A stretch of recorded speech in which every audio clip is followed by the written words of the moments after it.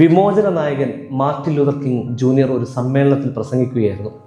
പെട്ടെന്ന് ഒരാൾ തൻ്റെ ഷൂ എടുത്ത് അദ്ദേഹത്തിന് നേരെ എറിഞ്ഞു. അത് അദ്ദേഹത്തിൻ്റെ ദേഹത്ത് തന്നെ കൊള്ളുകയും ചെയ്തു. പെട്ടെന്ന് സദസ്സ് നിശബ്ദമായി.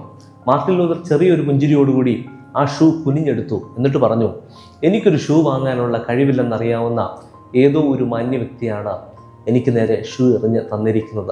ഇത് ഒരെണ്ണം മാത്രമേ ഉള്ളൂ എന്നൊരു പരാതി എനിക്കുണ്ട്.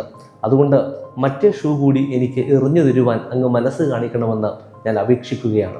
ജനം ആർത്തു ചിരിച്ചു. ഒപ്പം കുറച്ച് അധിക നേരം നീണ്ട കയ്യടിയും ആ സദസ്സിലുണ്ടായി. ഈ സമയത്താണ് ഒരു കാലിൽ മാത്രം ഷൂ ധരിച്ചൊരാൾ ഞൊണ്ടി തലകുലിച്ച് വിളറിയ മുഖത്തോടെ പുറത്തേക്ക് ഇറങ്ങിപ്പോകുന്നത്. പ്രിയപ്പെട്ടവർ, ചിലപ്പോഴൊക്കെ അങ്ങനെയാണ് ഏറുകൾ കൊള്ളേണ്ടി വരും. അവഹേളനത്തിൻ്റെയും ഒറ്റപ്പെടുത്തലുകളുടെയും കളിയാക്കലിൻ്റെയും ഒക്കെ ഏറുകൾ. നമ്മുടെ ശരികൾക്ക് വേണ്ടി നിവർന്നു നിൽക്കുമ്പോൾ അതിനെ എതിർക്കുന്നവരെക്കാൾ ഉച്ചത്തിൽ നമ്മളത് വിളിച്ചു പറയുമ്പോൾ, ചിലർക്കെങ്കിലും അത് വല്ലാതെ ചങ്കിൽ കൊള്ളുമ്പോൾ അവർ നമ്മെയും നമ്മുടെ ആശയത്തെയും അടിച്ചമർത്തുവാനായിട്ട് ഇതുപോലുള്ള ബാലിശമായ ചെയ്തികൾക്ക് മുതിരും.